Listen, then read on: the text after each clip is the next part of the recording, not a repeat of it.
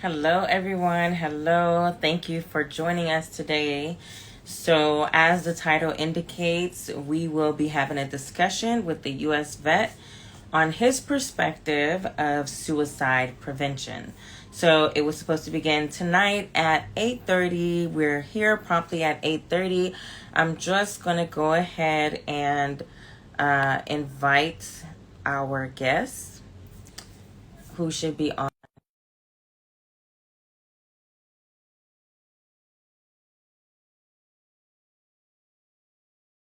It stays that way. We're gonna probably be here for an hour, depending on how things go, how things flow. But hey, Emmy, thank you so much for joining. So, um, thank you too for being here. I'm so happy that you guys could join in. But anyway, hey there, hey. So tonight we're gonna be discussing we're going to be speaking with a U.S. veteran by the name of Gregory Joseph. He is an Air Force veteran and also the founder of Brush to Wavy. So, as you all may know, this month, the month of September, is Suicide Prevention Month, National Suicide Prevention Month, but then also yesterday, starting with yesterday, being World Suicide Prevention Day, it also begins Suicide Prevention Week. And so Suicide Prevention Week this year starts from September 10th on to September 17th. And so what I promise to do as a mental health advocate, not a licensed mental health professional, but a mental health advocate, meaning that I champion mental health issues such as suicide prevention. It's something that's dear to my heart. And so, um, again, as a mental health advocate, I promise to share as much that I can based on my, experience about suicide prevention. I'll, promise to share that throughout the month on my page. And it looks like our guest is now ready to join us. And so he should be coming on shortly.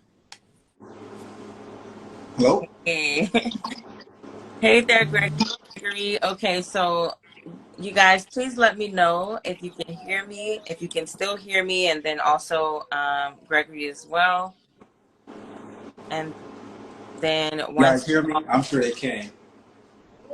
yeah, I want to wait for confirmation, but once they confirm, then we'll go ahead and move forward with the discussion. Thank you for the thumbs up. Okay, perfect. Hello for joining. So far, it's still very early into this hour, but I just want to say a quick thank you to Dr. Gaines, who's in the house right now. We have Emmy Petite, Miss Manasseh, AJ Hiley, BX, I guess from the Bronx. And then there's Be Inspired Therapeutic Services. Thank you for joining us. Alrighty, so as I mentioned today, the name of the hour is going to be U.S. Vets. It's a U.S. Vets perspective on suicide prevention. So, of course, as I mentioned earlier, September is Suicide Prevention Month. Also, we are currently in Suicide Prevention Week, which this year began September 10th and ends September 17th. And of course, we cannot forget or ignore the significance of today, which is 9/11, September 11th, which 22 years ago. I'm pretty sure it looks like everyone who's here right now in this live, we're definitely, alive for 2020, 2001. So September 11, 2001, when the Twin Towers were sadly attacked. And this country really was attacked by terrorists. And so we just want to acknowledge, that day and the brave men and women who protected and served on that day. And, it's something that we should always remember because it was such a significant day, like I said, in the history of our country and really the world. It was just a major event. And so before we start, let's just go ahead and take a quick moment of silence for those who sacrificed and, you know, who served on that day.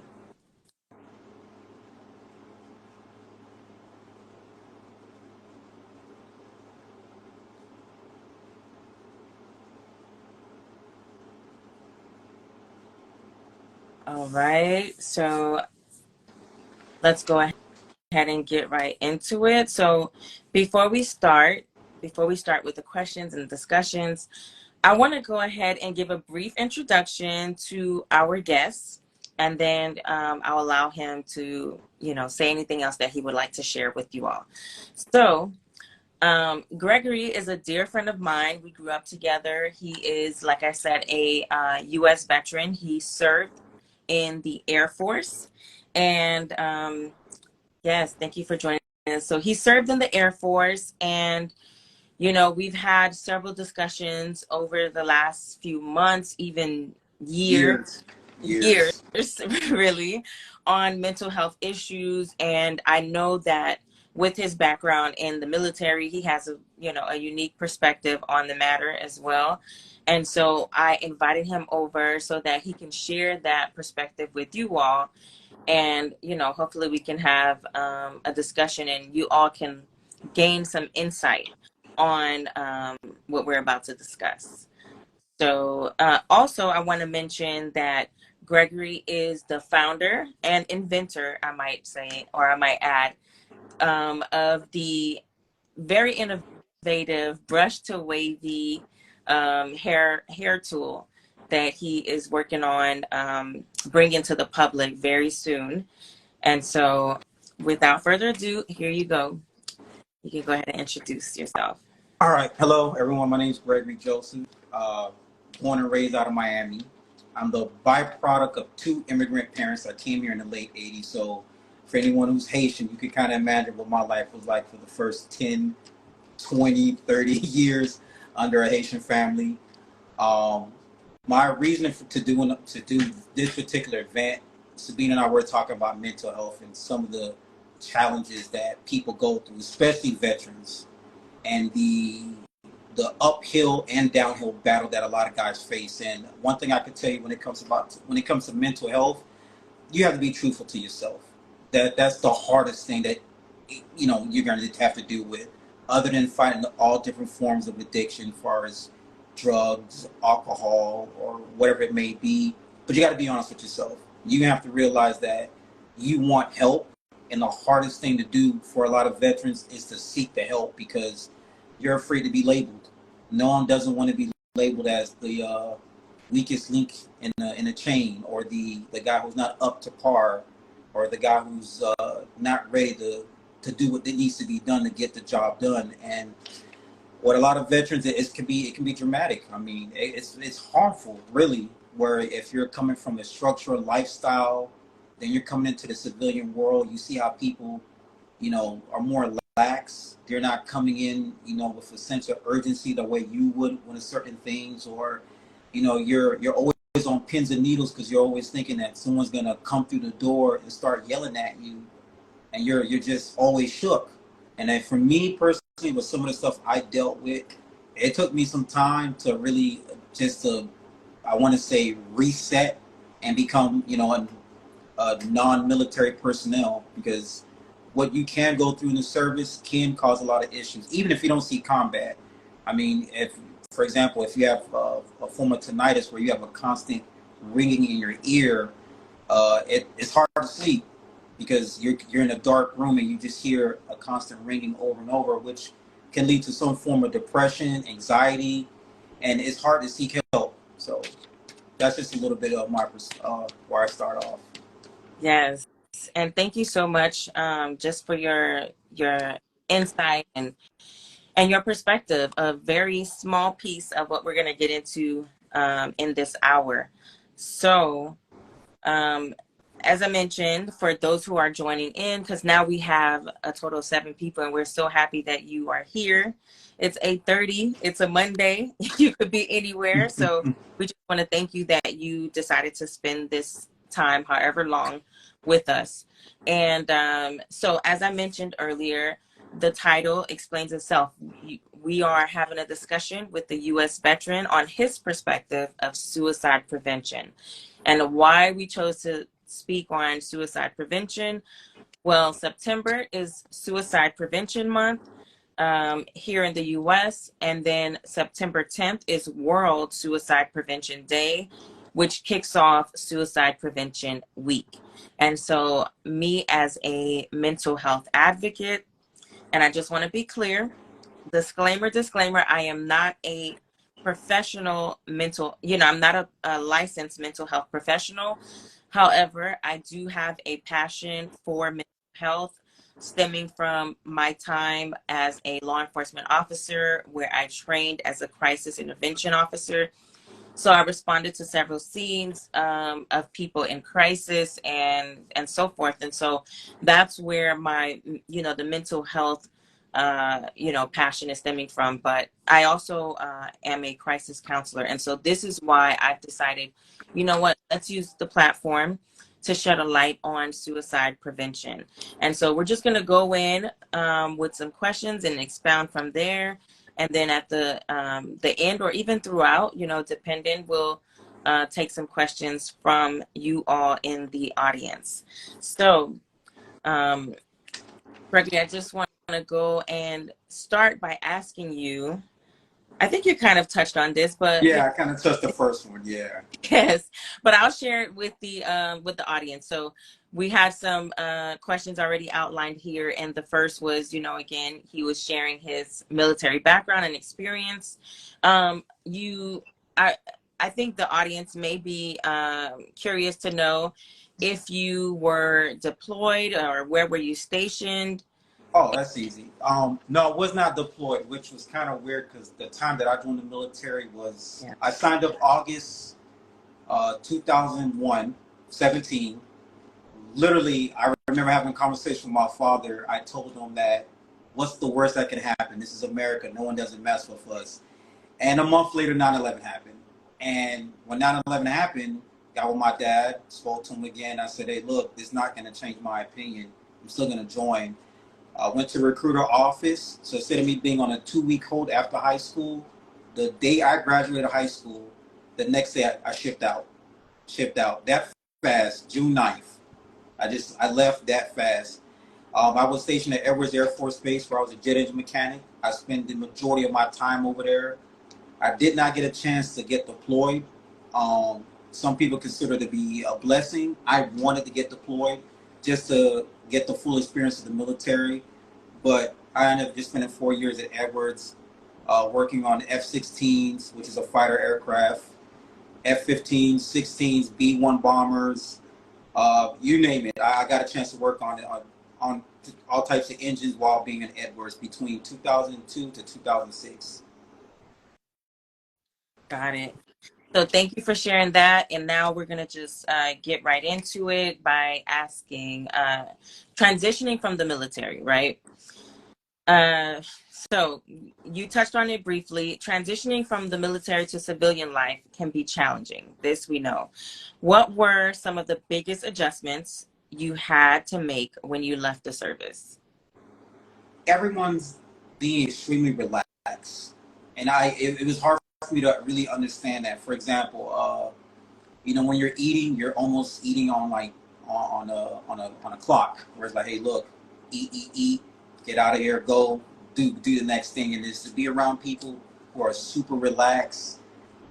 And again, I just sit there, look at them like, you guys are just too relaxed. Like there's a whole bunch of stuff going on. We need to do this, we need to do that, and it was just. It was difficult to really understand why everyone was always relaxed and I'm always on edge because I felt like, oh, there's something that needs to be done.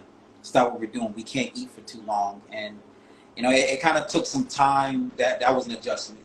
That was the adjustment. One of the biggest adjustments were just slowly just becoming a day-to-day person, not worrying about certain things. I didn't have to worry about hearing a particular alarm in the background.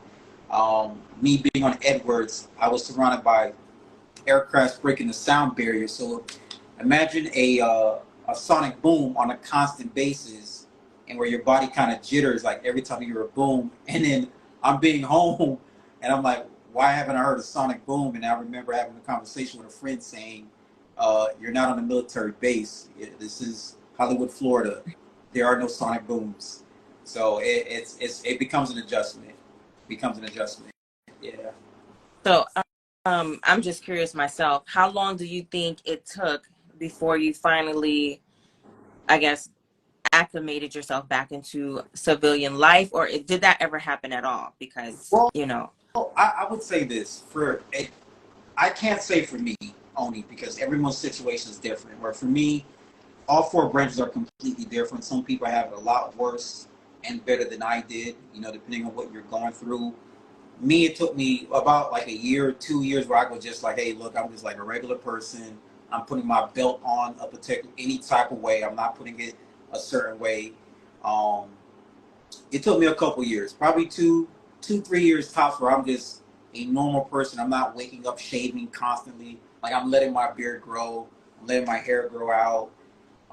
You know, so it takes a couple years, but for some other folks, it can be a lot more than years. It can be forever or never at all, and you just have to get used to becoming, out of that traumatic environment. Like I had a friend went in the Marine Corps, and hey, first glance, nothing's wrong. He's okay, but the minute he starts drinking, another side come out, and well, he has his moments where he'll start crying, where he's super excited, super sad, and alcohol kind of brought out the monster in him, and hey, I pray for the best for him, but it can be difficult. So I can never say for anyone. It could some people, hey, you're out.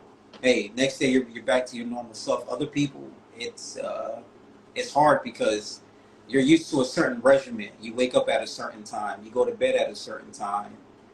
You do things a certain way, and for some places that is perfect. Corporate America, they want that. Your family may want that in a way, but the problem is that when you think a certain way, you have to realize that other people don't have that same standard.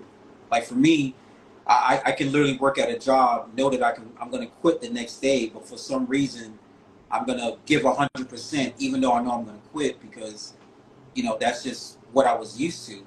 You give 100% no matter how you feel, and you get agitated when you see people who don't have that same perspective. And again, it doesn't make them better or worse. Just not everybody's a workaholic. When you're in the military, you pick up a workaholic attitude, and it's not bad.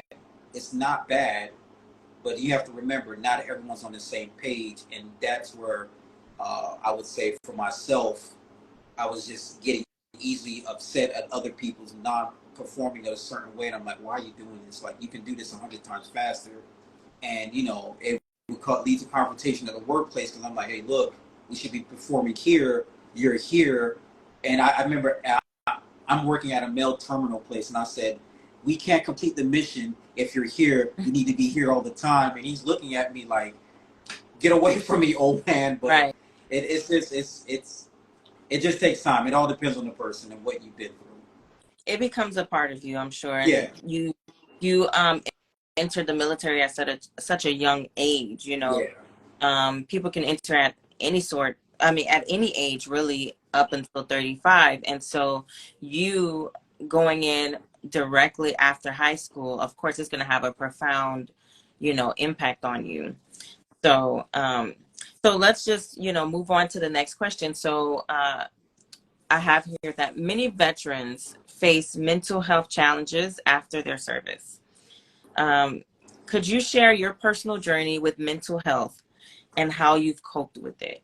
So that's a very broad question. yeah. So But it's an easy one. I would say this. My personal thing was it took a long time for me really to express myself a certain way, especially the family, because you're thinking about it when you're in the service. You have a look to have it. You have to carry yourself a certain way, and if the job's too difficult, you don't say, hey, I give up, I can't do it. Like you can't do that. That took some time where I did not want to ask for help from my family. Like literally, if I had to walk 5 miles, I would walk 5 miles.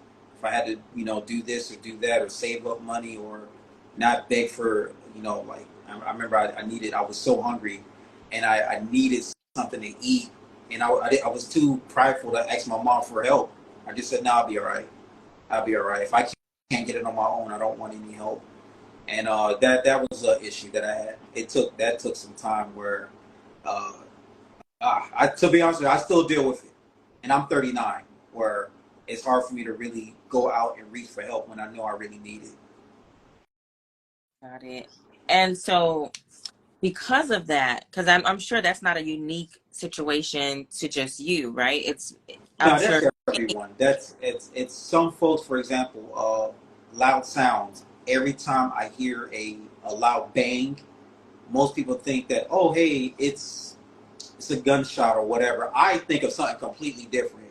I hear a boom or bang sound, I'm thinking of an engine or an aircraft traveling over my head, and I'm automatically think, okay, hey, it's 2003. I'm back at Edwards. Something happened. I gotta get back on base. I gotta get back and do something. So I mean, it everyone's different. Some people, if you're in a combat situation or a combat scenario, or you're a lot of gunfire, you'll see people react a certain way. For example, if we went out to eat one time, I'm always looking at the exit doors Of all the course. time. My back is never faced to a door. I'm always looking around. My shoulders are tense. I'm always ready for something, just because I remember just like, hey, 2 o'clock in the morning, guys are just coming into the dorm room, waking you up, saying, hey, get ready, and then you're dressed up. You're startled, and it's just like, it's a practice drill. We just want to make sure when it's time to go, you're ready to go, and this is what we expect. So you don't have time to really like slouch and take your time. You gotta jump up and go. So, I mean, my brother finds it funny when he busts in through my room and he says, "Greg, Greg, Greg." I jump up, and he was like, "Well, why'd you jump up like that?" It's like, "Oh, I thought something was important, or something was going on." So, Hmm.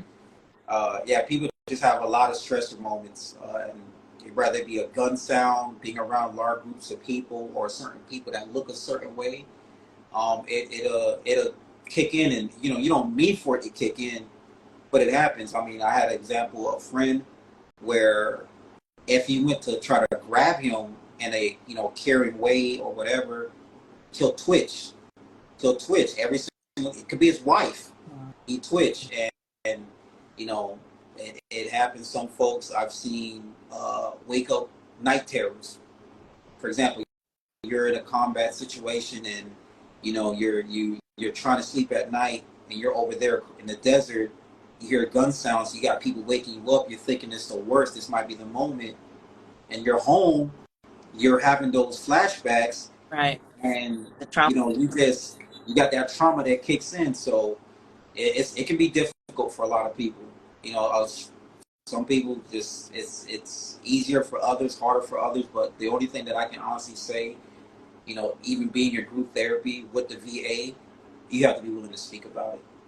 You have to be willing to speak about it. That's the only way it can really get better. If you can't do that, then when you're ready to do it, and not everyone can do therapy nonstop, because to talk about your emotions and be so raw and to let somebody know what scares you, you can't do it. Especially if you're a guy, because you're not raised to express your feelings as a man, especially a black man. You have to just keep it to yourself and keep going with the mission. So, yeah. Yes, and that actually brings me to my next question, which you touched a lot on, which is what resources or support, you mentioned the VA, did you find most helpful during your transition, especially in terms of mental health and suicide prevention? So I'm curious as well, because we all know when it comes to veterans, you have the VA, the Veteran Affairs service available to you.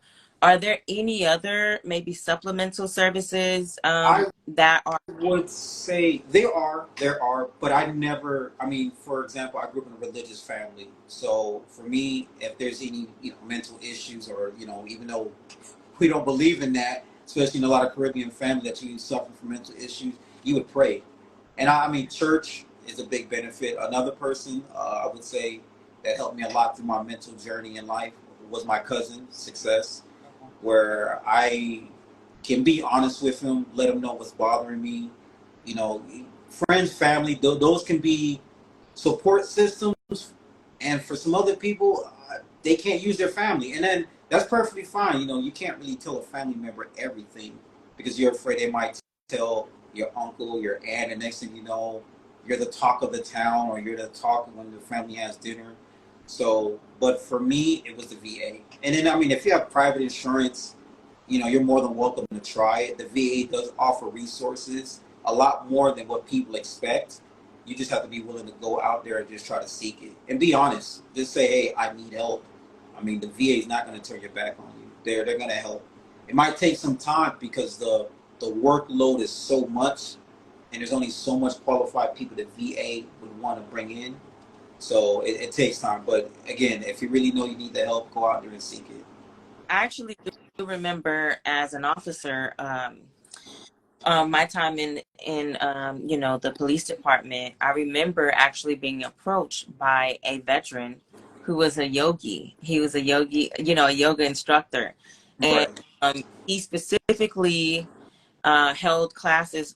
He had classes for the general public, but he specifically had you know, special classes to help both military and law enforcement, which is paramilitary, you know, professionals, you know, kind of like decompress Right. in those yoga sessions. So, you know, that's one avenue that can be available. It's just you have to maybe, like you said, go to the VA and see what is out there in your specific area, or even a simple Google search. There's a lot of groups I know, like in Facebook, meetups, you know, that you can simply Google to find, you know, a community out there for you. So um, I want to know if you can provide some insights into the unique stressors. And again, I feel like I'm going to say this on every No, question, right? Because it's fine. It's fine. I know where you're coming from. So you've given a lot of detail, but so so I just want to know, okay, the unique stressors and pressures that veterans may face, which can contribute to their mental health struggles. so ah God, this I give you an example even from the retail world. So let's just say you're working retail and you're working in a completely stressful environment where you're having constant pressure on you. That can lead to a lot of people drinking. A lot of people drinking. Or you know, someone that if you're not, let's say, trying to seek help, or a person who's going through a lot, you find yourself abusing certain things, you know, just to make the day go by. For a lot of people, it's alcohol, Yeah. weed, other forms of narcotics, and again, it's you know, it's not that the question is broad, but the fact is that there's so many ways you can answer that question because, you know, if I'm going from my personal experience where, hey, if I'm stressed out, I'm gonna pick up a drink, and yeah, in the beginning, hey, it helps the problem go away for a little bit, but when you sober up, that problem is still there. And if you're a person that doesn't know how to properly handle stress without having an emotional outburst or using substance abuse, it can be dangerous in the long term. Where, for example, I've seen a person get so stressed out from the job, hop in their vehicle, do donuts in a parking lot, evade the police, get back in their car, evade the police again, and eventually get pulled over. And then the cop tells that individual, like, what's going on with you? I should arrest you right now. And you say, look, man, I'm so stressed out right now. I don't know how to handle it. And that cop gave me a break because that's about me. Oh, wow. That's that I literally I was so stressed out from the job, hopped in the vehicle. I'm doing donuts in a Walmart parking lot. I'm stressed out by my boss. Uh, Evade the police, jumped out my car, see the police looking for me and looking for my vehicle, jumped in. You know, I was having I guess you could say, a nervous breakdown. And when I explained to the police officer what was going on, he just said, uh, somebody said I was there, and yeah, yeah, that's my friend Jason. So yeah, that it's a true story. And a lot of guys go through that when you're in a high tense area when there's a lot of stress, it's hard to maintain. And I had a couple of those moments, taking something like a, you ever go to Walmart, those giant PDQs where they have all the display merchandise? Yeah, knock them down. Not just, and again, that's all people. It doesn't even matter if you're a vet or not. It's just that if you're in a high stressful area and you can't, and I'm not going to say can't control it because everyone can control their stress, but if it's a constant thing where you're not backing away from that stressor, you can blow up, easily blow up. And how did the interaction was between you and the officer? He understood. Did you disclose the fact that you were a veteran? He he knew because he was one of the police details that you have at the store, so he knew who I was. But it's I would never say this that a police officer understood, but that particular day he understood what I was going through. Where he noticed that, hey, this guy's really stressed out, really stressed out. He needs a moment. Slapped me on the wrist and made me go back to work, and I went back to the job. Same stressful environment, you know, bloodshot red, and it's one of those defining moments where you realize, like, hey, look, I got to get out of this environment. I can't do this any longer because, if you don't seek the help and you keep running into those moments of where you want to get violent, it's something's bound to happen. Whether it be, if you're lucky, nothing. If something happens, then God forbid. But you know, being able to handle stress, because when you have, you have your personal life, your work life, and everything in between. And then what it is, some people kind of will go like this: well, hey, look, personal life isn't doing what it needs to do, so I'm putting all my attention and energy in work. And the one place you feel you can control.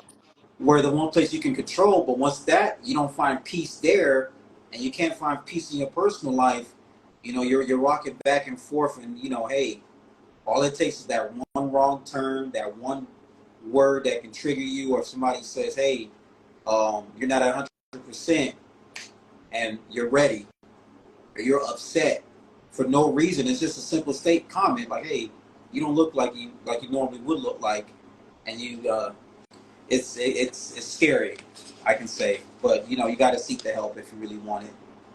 I just I'm thinking about the fact that you went through that, right, in the parking lot, and Yeah. thank God that the officer knew you had some kind of rapport. Yeah, he should have arrested me that night. I'm not gonna lie. Yeah. I should have got arrested. I should have got arrested that night. But I don't know if everyone here believes in the Lord the way I do, but I think the Lord brought him in just to say, hey, listen. Literally, his advice was, don't let no one ever get under your skin like that. Walk away, walk away. And every all the interactions that I had after that, I've always learned, hey, look, if it's getting too much, just walk away. Walk away. Do you think like your level of stress or your response to stress has been heightened after the military? Like, do you think that, or have you always been like this way? Like, have you always had the Um, same? I would say this. My level of it was in waves. It was in waves where if I was controlling it, I'm okay. If I'm not doing certain things to get myself better, you know, I, everybody's seen it. I say the wrong thing to me, I'm gonna get mad, or I get tensed up, or I react too aggressively to certain things. So it all depends on what moment of life you're going through. Like if everything's great, everything's good, you're not stressed out, family's doing good, you're happy, certain things just like happens, you just kind of blow it off. But once a particular moment happens, it's hard to bounce back. And like for me, one of my biggest moments of stress was the death of my father from COVID, and where I was a roller coaster. Imagine someone losing their father, and we had like a break where we weren't talking for about a year. I was trying to figure out life a certain way. He understood it, and we got back together. We started exchanging stories of what we were going through all throughout 2018 to 2021, And I'm just talking about all the different things that I've been through, what I've been doing. And then, he met up with me at one of my lowest moments of my personal life when it came to work. And then, hey, we're doing better. I'm doing good. And COVID took him out, and I just it was, hey, like everybody, substance abuse. You start drinking. You're not performing at work a certain way. I was having an issue. I was on a forklift in a Walmart parking lot, and instead of me cutting it off, I just jumped off the forklift. It could have ran into someone's trailer, but it was hard to maintain just because when you lose such a important figure in your life and he's gone, and Right. then you're stressed out at work. So now my personal life with my father, I'm stressed out at work. This is right around Black Friday. If you ever work retail for Walmart, you know what that's like. And so I can't get a break in my personal life. My father's gone. I'm stressed out at work Black Friday, and I'm asset protection, and you're teetering back and forth, and it's just like, hey, look, something's gonna give. So rather I lack the performance at work, which I was. I'm not able to vent to my family because Gotta uh, yeah, be the strong one. right. You got to be the strong one. You're the oldest black male in a Haitian family. You're told to carry the torch, and then your father leaves things behind for you, and you're like, wow, my dad's doing this, my dad's doing that. Now I got to be the man that my dad was, and still be my own man, and I can't afford to show a moment of weakness. And I was falling apart. I took a leave from work, didn't say anything. This is back in 2021. Just took a mental health leave, and I needed to do it. And the whole entire time, I was afraid of being labeled as like, hey, he's weak. Because I think back in the military, even though at a moment like my father passing away, You're I still was thinking. so I was so scared to be labeled a weak airman or a weak soldier or a weak employee because people need you, so you got to give 100%. So it's difficult. And I just want to, express my condolences. I know we've done so in person, but still, um, I myself haven't experienced losing a parent, but I hear, from others who've gone through it that it's a pain that doesn't necessarily go away. Not just a Right. parent, but a loved one. So I just wanted to share that. And I wanted to read off a comment by Be Inspired Therapeutic Services. Um, who said it's important to seek a mental health professional to help you develop coping skills to help prevent crisis situations.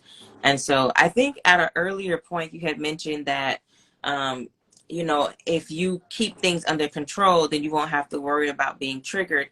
And so that I was, wondering when you say keep things in control, what exactly do you do to try to help make sure you don't go too far to the I edge?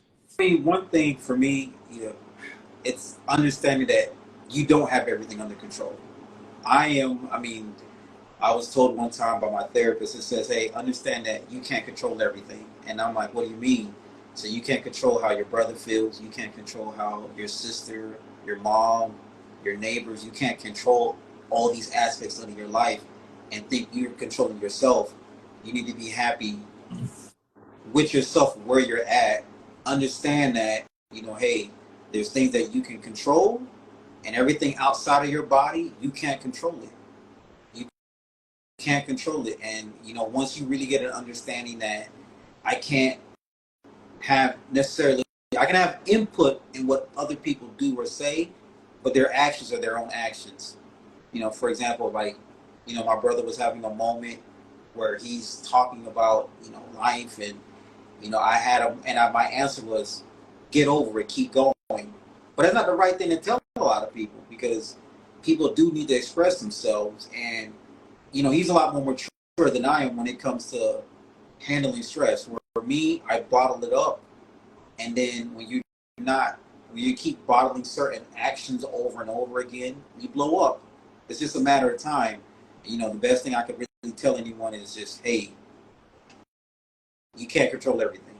Be happy where you're at right now. If you're depressed about certain things, understand that, sometimes the biggest cure for a lot of things is time. You know, you're not going to necessarily wake up one day and just say, hey, boom, everything's back to normal, I'm happy. It's going to take time. It's going to take a lot of time, but it's going to take time. And that was one of the, I learned that after my father passed away. Just, it's going to take time. Once you understand that, life becomes a lot more easier. So I just wanted to, first, we have a few people that came in on the live here. And so I just wanted to touch bases with them and let them know that we are here with Gregory Joseph, who is a U.S. Air Force veteran. And for those who may not know, September is actually Suicide Prevention Month. And so me as a mental health advocate, I wanted to share different aspects of suicide prevention. It's a major, really a major public health issue. It's one of the leading causes of death that can't be prevented. But we have to be proactive in doing so. And a part of that is having conversations like these for different groups of the population, right? Because everybody experiences stress and, all sorts of emotions that could lead you to a very dark place. And so we just want to acknowledge every, group. Tonight we're doing that with a U.S. veteran because their experience is very unique to that of us who are civilians or who doesn't necessarily have that background in, in combat or just in serving the country as he does. And so we're just going through these few questions here. We covered various aspects from his background, his time in the military, as well as the VA, Veteran Affairs, the services that they provide. And so my next question would be, what advice would you give to veterans who may be struggling with their mental health or considering suicide? What steps can they take to seek help? I would say this: if man, you know, I I don't know where to start with that one, so I would say this: if they want to seek mental help, the first thing they should do is just go out and do it. Do it. And again, it sounds so easy, like, oh, just go seek the help. It's there, but one thing, you're gonna have a lot of roadblocks, and those roadblocks are gonna be yourself, where you don't want to open up. But then if you realize, hey, people are depending on you, you want to be around for certain moments in other people's lives, you're gonna need to seek that help. You got to be. It's all about being honest. Like today, I was in group therapy, and then we were just talking about just random things. And one of the things, the airman, and he was another Air Force guy, said, you got to be honest with yourself. If you want to seek mental health, reach out to the VA. If you have a private doctor, reach out to your private doctor. If you have a family member, I will never say no to family. Like for a lot of, for me, there was a grandma. Everybody went to my grandma if they had issues. She'll say, "Hey, I'll pray. We could pray together." If that brings peace in your life, by all means, go for it. I It, mean, if you're, it's, and I'm sorry. it's no, it's fine. But it's whatever it is that can make your life better. That's not harmful. I mean, no substance abuse, because again, people tend to drink, and if that brings you peace, the problem is it's slowly killing your body, because you don't want to get prone to where every time you get stressed out, you drink. And again, I know something, for example, like marijuana, where marijuana has more now of a America has more of a liberal sense of weed, where it's like, hey, it's just weed, everyone does it. But hey, me personally, that's not me. I if I'm stressed out now, I go for a quick jog. You know, I, Okay. I'll do something. I'll watch TV, but I do something. But I don't. Or I've seen other people, even myself, where you get stressed out and you want to hit the bottle, or you want to do some form of narcotics. And if you want to get better, be honest with yourself and say, hey, look, somebody needs me. and that somebody is me, because you don't want to do it for someone else. I mean, if you do, great, but when that other person's gone out your life, you're gonna revert back to doing what you normally were doing. So if you want to get yourself better, do it for yourself. Do it for yourself. Whatever makes you happy, do it for that, so you can keep doing it. And if it's something like family that you love being around, do it for your family. But the first step, literally, just go out there, seek the help, regardless of how you may feel initially, because you're gonna want to give up. But just go seek the help. So, I was just thinking from a practical sense. Say it's someone who was in the military, but maybe they're in I don't know how many. So, like in different cities, or maybe even in a rural setting, how accessible the VA offices are. So, like if someone is not in a big city, perhaps, how would they go about getting those services? Hold on, let me. Correct. So that's perfect. So right now, for example, for people who have any type of issues, and again, everything's virtual.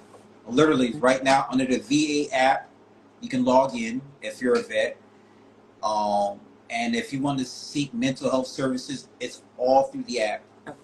And then they'll have classes where either you can do it solo between you and a particular doctor, or in a group setting. So you don't have to necessarily get in your vehicle, deal with the traffic, and then you'll find if you do all that, for some people, you'll get like, okay, well, there's too much traffic. I'm just going to turn home. So you're Right. just making Yeah. excuses not to want to be around people. But hey, I, a lot of things I, now you can do it on your phone, so you don't have to leave the comfort out your own house. right. I was gonna say the app, and just any kind of service that is available online. It just eliminates those barriers because I Right. mean, you don't have to be a veteran to maybe get discouraged if you don't have, easily accessible, services to your that's to your benefit. So Right.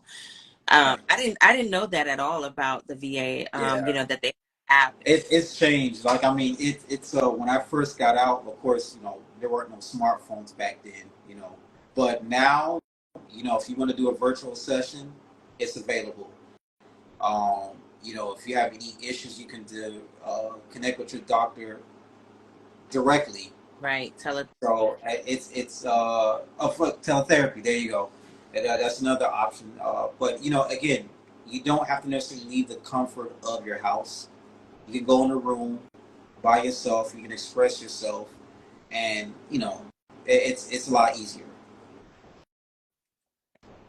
All right. So my next question is: are there any specific organizations or initiatives focused on veterans' mental health or suicide prevention that you would recommend or have been involved with? Oh, to be honest with you, a lot of the stuff I do, uh, when it comes to, let's say, even what I've heard other people, I mean, they just see the therapist. I mean, there's a lot of things they're out there. You just have to literally go out there and look for it, and just do a quick Google search. But one thing I will recommend this: uh, there are group therapy sessions that the VA offer, whether it be substance abuse, people who were assaulted in the military or witnessed a sexual assault, where that scars people. I've seen a lot of different groups of therapy for people like that. So I mean, it's a wide range. It's literally a wide range where when it comes to mental health. But again, I think what it comes up is just the stigma of why some people are so reluctant to talk about it, because you don't want to be labeled a certain way, and then if you're raised a certain way, it's hard to talk about it.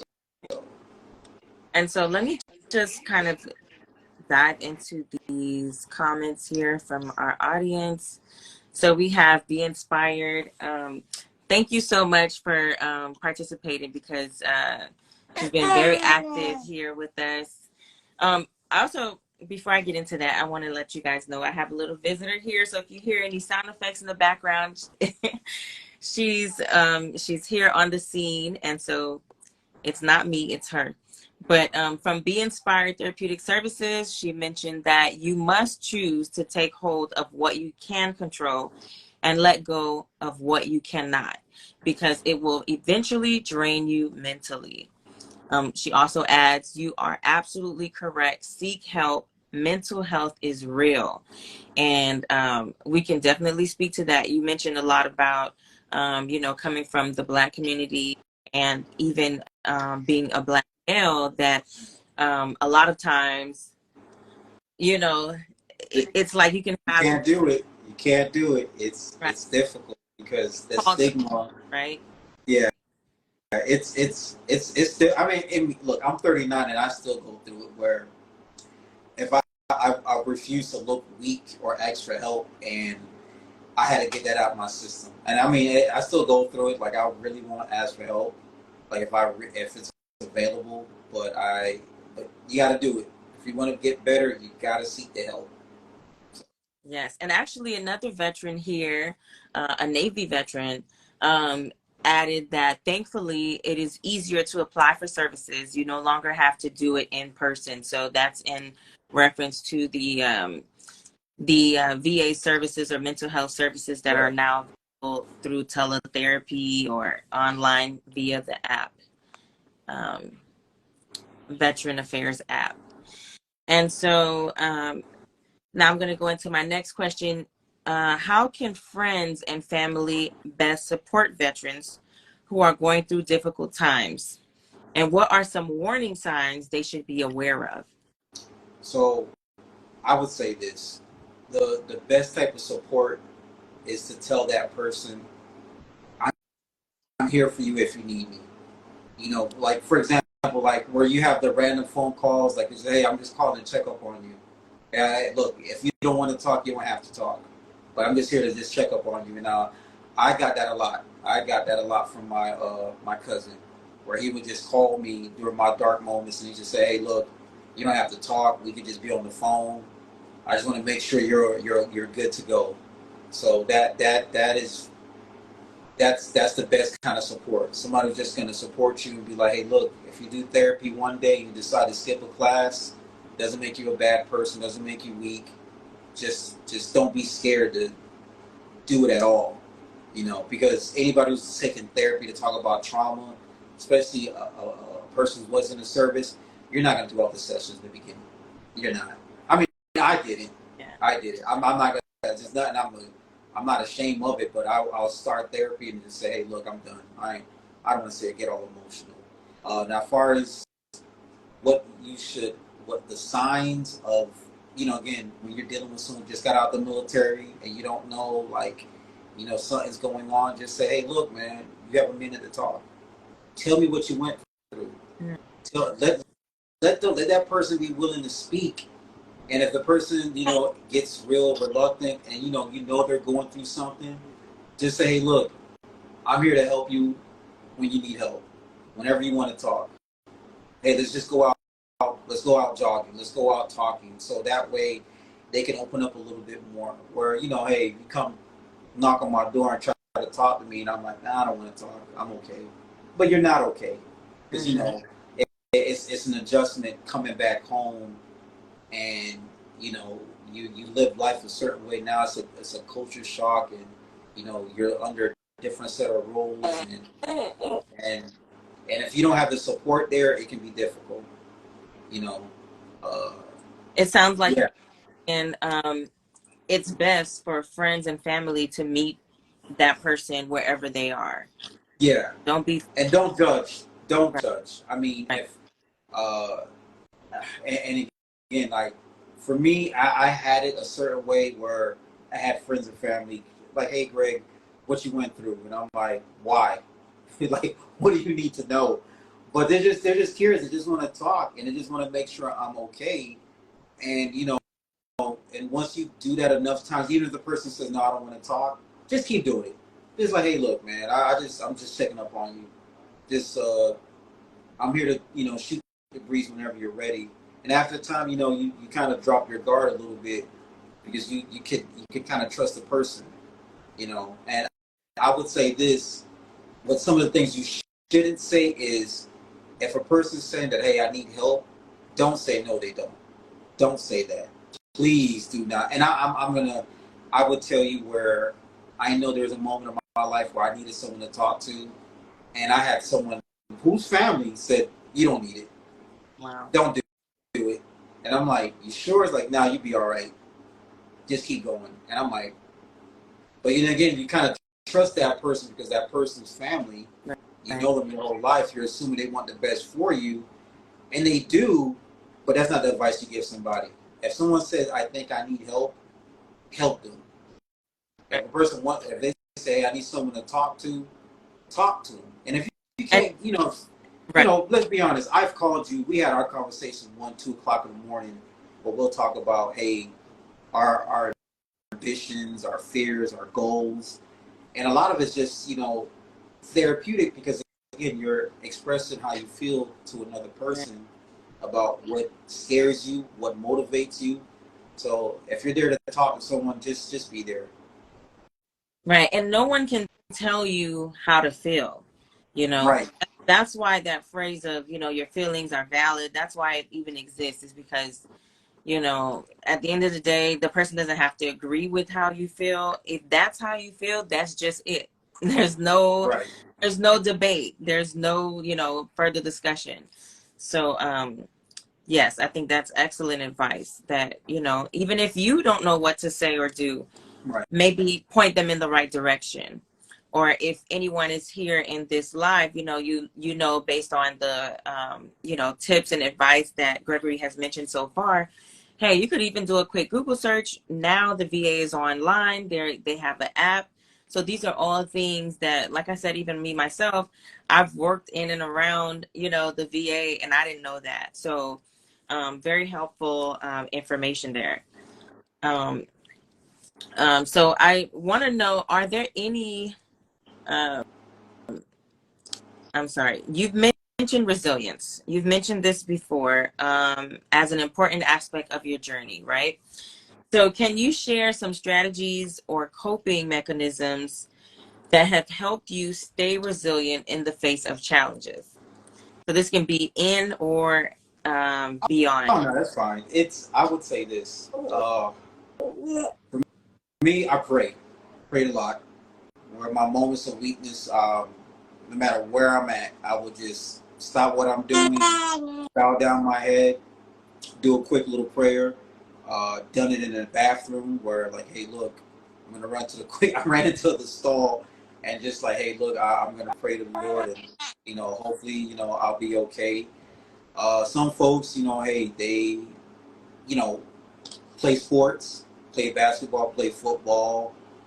Some other guys play video games. I mean, hey, if that helps them relieve the stress where they're not uh, being bogged down by a lot of stuff that's just stressing them out, do whatever. But all I can say is this: if you're stressed out, stay away from any foreign substance. Now, don't get me wrong. Like if you're given medication, and again, like hey, take it if you need it. Some people are kind of like anti-medication, where if you prescribe the medication, you're not going to want to take it because they feel like it's too much of a chance. They don't like the feeling of it. That's something between yourself and the doctor that has that kind of relationship. But I would just say, hey, listen, just stay away from any forms of substance abuse, whether it be alcohol, weed. Just stay away from it. Stay away from it as much as you can. And some people, it's hard. It's hard. Me, it took me a while to really realize, like, hey, look, I don't want to drink something every time I'm stressed out. Mhm. I don't want to do that. So, so I started jogging a lot more, or pick up a little hobby, painting, drawing, whatever, yard work. I do a lot of yard work just to keep myself busy. And but you know, the possibilities are endless. It all depends on the person. But I would always say, find something to do to just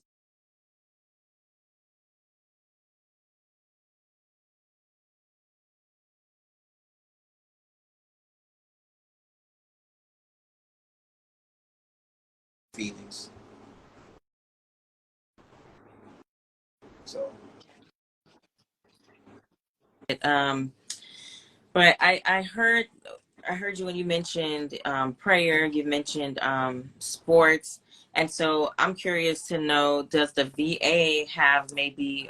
Yes, they do. So there's tons of services they offer where, you know, if it's something like, let's say, they give you discount tickets to go to a Dolphin game. If you're a sports fanatic, they have that. They have luncheon services where, hey, if you're a sociable person, so the VA has a ton of things. I've seen it where you want to take dance classes, they have that. Any form of entertainment, like little stuff like that, the VA does offer that. But again, you have to be willing to go look for it. And Right. if you know you want to, like, say, hey, look, um, I drink when I get by myself or I get depressed. There's groups out there that, you know, and there's certain clubs out there. Even if you go on Facebook, like, hey, veterans who golf, that's on Mm-hmm. Facebook. Any little stuff like that, and then you can kind of join a community, and you'll talk to other people who have suffered the same thing you suffered, and you find yourself opening up to somebody who's went through the same thing. So Right. it's always easier. Like it's almost like, well, an addict's not going to open up to someone who's not an addict or who's not in recovery or who hasn't made it. Like, for example, that's where, you know, when it comes to therapy, a lot of veterans kind of look at it like, yo, I'm not going to talk to some guy who's never been through what I've been through.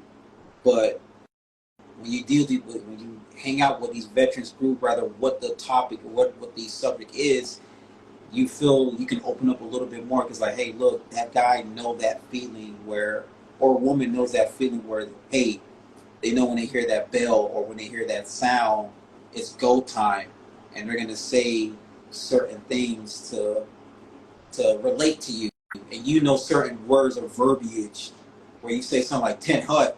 Everyone here on this page doesn't know what that means, Right. except for maybe that one person in the Navy, which I know she does, but you know, you kind of like there's a group where, you know, yeah, those are the best things to do. Right. You have people that you can relate to, and Yeah, easier. It may be easier to open up. correct. Um. So I have a very last question. We've already gone through a whole hour. Yeah. It's surprising that it really went by pretty fast. But this is my very last question to you. Okay. As we observe Suicide Prevention Day, it was yesterday, but we are still in Suicide Prevention Week. So as we observe this day and week, what message would you like to convey to raise awareness and promote understanding of the struggles veterans may face? Oh, you're not alone. Yeah. That's the biggest thing. You're not alone. If you are going through something, you are not alone. There are other people who have went through it before and who have made it and have not made it. Don't, don't be scared to seek help. Do not be scared to seek help, because that is literally the hardest thing is just to admit to yourself that, hey, look, I need help. You know, the help is out there. Don't be scared. And if you are scared, understand it won't go away right away, but just be willing to do it, and it'll get better. It'll get better. Not right away, but it will get better. But you have to be willing to address it. Thank You know, you have to be honest with yourself and just go after it. Yes. So I just want to thank you so much for taking out the time, a whole hour out of your day, to be here Oh and no, really that's just cool. share your experience, your insight. And as I mentioned to you all, Gregory is a veteran of the Air Force. And, he also shared himself that he entered the Air Force and, the military at a very crucial time in our history because it was what you signed up like just right before. Right before 9/11, August Right, 17, 2001. right. And I remember watching the towers. Uh, I mean, I didn't believe it. Like, I almost thought it was a movie. I'm like, Where this were didn't really happen. where were you when it all Oh, took place? when it happened, I was at that time in Hollywood, Florida, and when I watched the towers, I was with my dad, Okay. and I remember in the bottom of the screen as the days were going on, There were the reserves got activated, or the guard got activated. The reserves. I mean, and then I remember talking to my recruiter, and I said, "Hey, look, I want to go, and this isn't going to stop me." And I said, "I want to go on the next plane ticket." Literally, the day I got my diploma, shook my counselor's hand, hugged my mom. Next day, I'm in a bus going down to Met Station down in Miami, flying out, waking up the next day having some grown man yell at me all in 1 week. And but it was a good thing, and I don't regret it for the world, regardless of what I went through. I mean, I'm a little bit more patriotic than most folks, just because I believe what I have here I wouldn't be able to get in another country. I enjoy what I did. I felt like I did a lot of stuff, and but when it comes to mental health, like I mean, I'm reading some of the comments, like Yeah. going to the gym, that helps. That helps. Going to the gym, that helps. Having a pet dog, it helps. Hit a service animal. I mean, there's a lot of ways mental health can be addressed. And I'm gonna be honest, like in the beginning, I was so scared of like, no, I don't want to do it. I don't want to be labeled. And then I'm thinking like it's just me, but it's everybody. But there's different, just the way, there's different forms of stressor in your life that can happen. There's different forms of ways that we can relieve stress. So going to the gym, getting a dog, a service animal, all that is available through the VA. Hey, you want a discount on your gym membership? Some of the gym memberships give discounts to veterans. But like everything else, you got to be willing to do it. Don't be scared. Just go out and do it. Yeah, we missed some awesome comments. Yeah, there's a lot of comments on here. So I guess to wrap it up, we can go ahead and just read through some of them. Comedy Calamity says, love to see Black folks talking or taking this seriously instead of pushing it down, because, yeah, we know that that happens. And Be Inspired mentioned that group therapy is beneficial for social support and is awesome. And I think it definitely is a great place to start if you are nervous, about, maybe opening up to a therapist. At least you have other people that you can relate to. So I definitely agree with Right. that. Hey, And I'm now, reading one now for comment. guest appearance, You know, appearance on here. Yes, healthy coping skills. That's what yeah. we need. And that is an awesome point to make. You are not alone. And Mr. J Trill, 509. Yeah, going to the gym does help a lot. Going to the gym, and it just relieves a lot of that stress. But I'm reading this one comment. The pandemic, yeah, that was tough for a lot of people. Where you're in an isolated, situation where you can't. If you're a sociable person, you're stuck at home. There's no way to really express to get out. Because of everything that was going on with COVID, and it caused a lot of woof.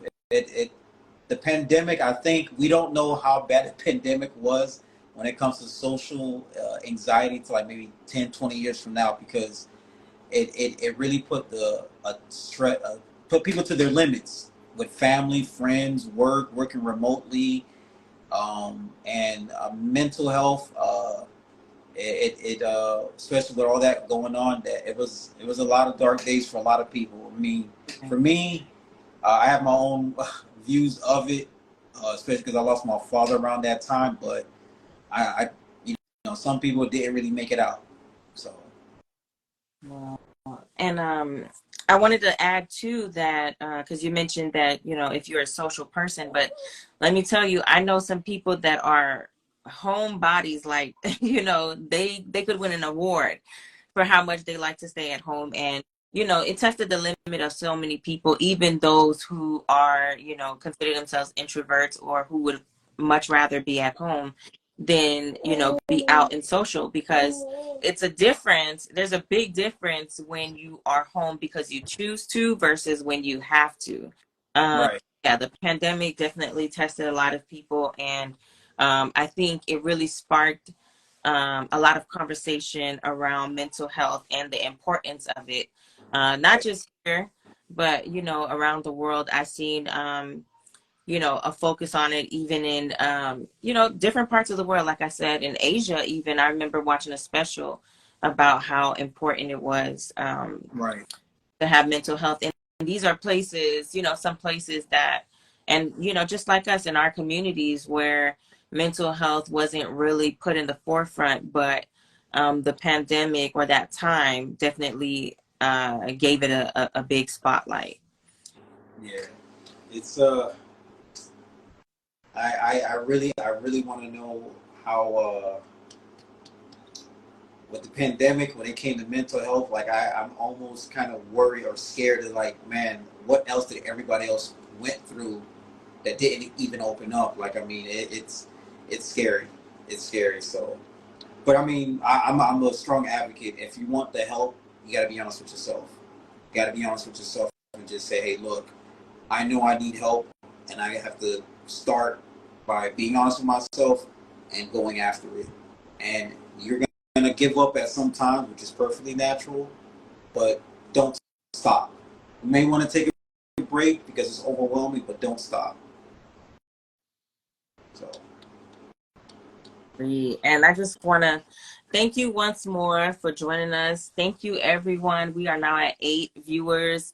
And I just, I can't be more happy than to know that you all may have come in and out, or, we may have new faces, but we just thank you that you even took the time, to be here and to, just take in this very important topic and conversation. And I I just want to reiterate the fact that, you are not alone. And if there's anyone here, or if you know someone who's in need, and you're a veteran, definitely reach out to the Veteran Affairs.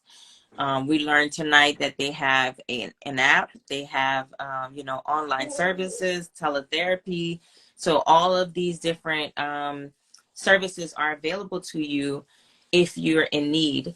And if not, you always have 998, the crisis lifeline, where you can call or text to be, connected to a mental health professional. There's also crisis text line where you would just simply type share or home to 741-741, and you will be connected to a crisis counselor, a trained crisis counselor, to help you for whatever it is. You may be in crisis at the moment, or you may just be having a bad day and really need someone's support, someone's ear. So just know that those services are available to you. They both are free services. And so, you know, don't hesitate to reach out.